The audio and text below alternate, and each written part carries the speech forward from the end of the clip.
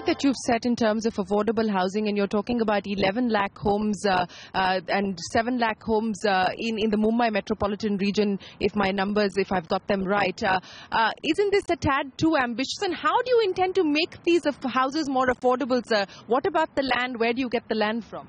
See, I'm coming out with a new housing policy which would reply each and every query you have raised.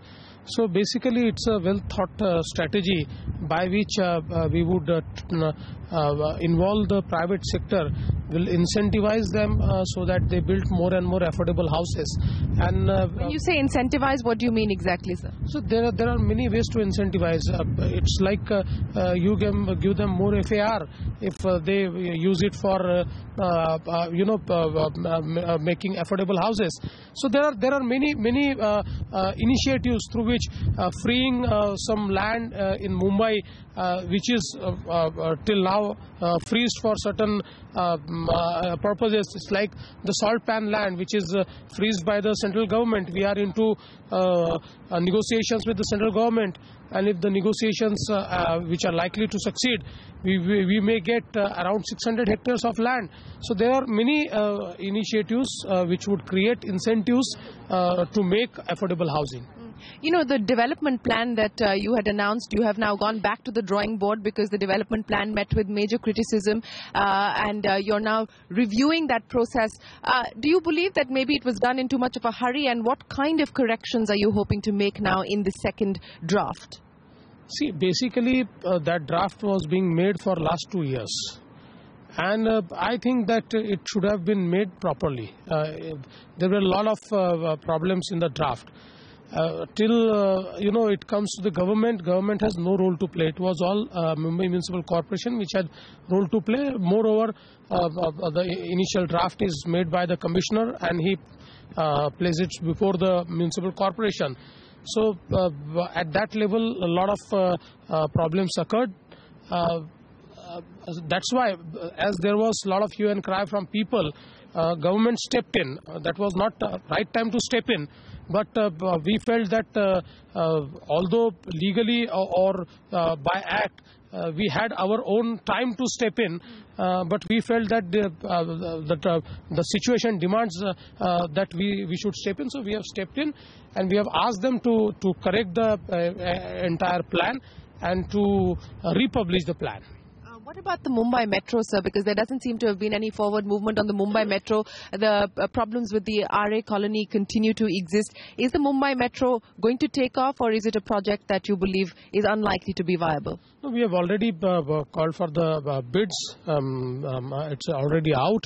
I think the last day of submission is sometime in 15 days. So for the RA colony problem is a concern. We are finding out a new solution. There is a solution to every problem. That does not mean that you have to shut an entire project.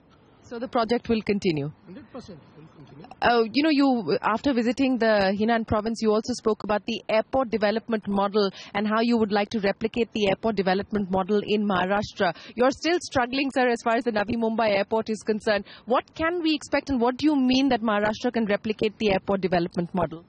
I must correct you, we are not struggling in New Mumbai Airport. In fact, New Mumbai Airport's bids have already been called, all the clearances have been taken, and let me assure you, in 2019, the first flight will fly from New Mumbai Airport. Everything is planned. So it's not just New Mumbai Airport. The way in Henan we could see the airport influence area is being developed.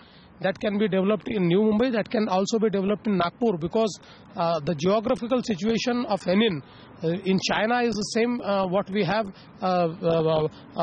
Nagpur in India. It's centrally located, and on the same principles they have developed the airport zone, which I think that in Mihan at Nagpur we are trying to do the same. So I told them that from their learnings and from their experiences, we would also like to share their knowledge at Nagpur. Okay. Speaking of land, sir, and land, of course, is not that big of an issue in China because they can appropriate land as they like. It isn't a challenge in India. The third time that we are going to see the government re-promulgate the land ordinance, but state governments are sitting on unutilized land, sir. What is the position as far as land is concerned? I also understand that you're going to be moving towards a land pooling policy. If you can share some details with us on that. See, in the Naina, which is a entire big city, we are making near New Mumbai airport. It's bigger than Mumbai. We are actually planning to have a land pooling pattern where we don't acquire the land. We actually pull the land together. 60% land goes back to the owner and 40% land comes to the government. And all the amenities and spaces, all which a government needs to create, are created on those 40% land parcels. So it's a proven model wherein people's participation is more because people actually get a lot of benefits from the land pooling. The value of their 60% land becomes more, actually 200%. So I think that through this pattern we are trying to build up the city. In terms of agriculture, sir, what can we expect in terms of reforms? And the Chinese and Indian counterparts have also discussed the agricultural exchange as far as taking things forward are concerned. There's clearly rural distress at this point in time. The Vidarbha region, the Marathwada region continues to be facing severe distress.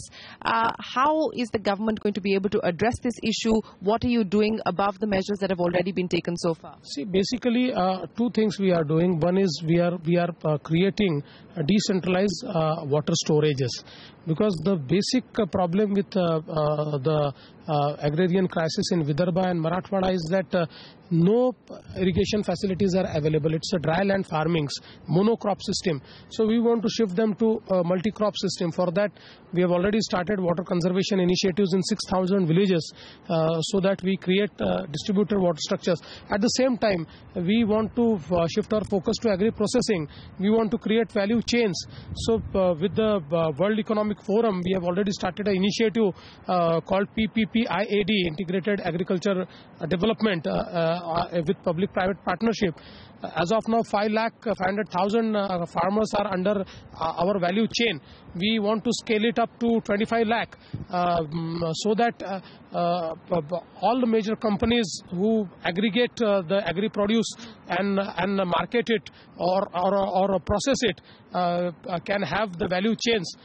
Recently, I hold a meeting with 50 major companies, and they have shown keen interest. One of the companies have made one MOU with us, wherein a value chain for 1,50,000 farmers who produce soya bean is being created. Also, one value chain for 1 lakh farmers who actually cultivate grapes is also being created. But in the short term, Mr. Fadnavis, how do you address the problem in the short term? I don't need to go over the statistics in terms of suicides because you will be well aware of those statistics.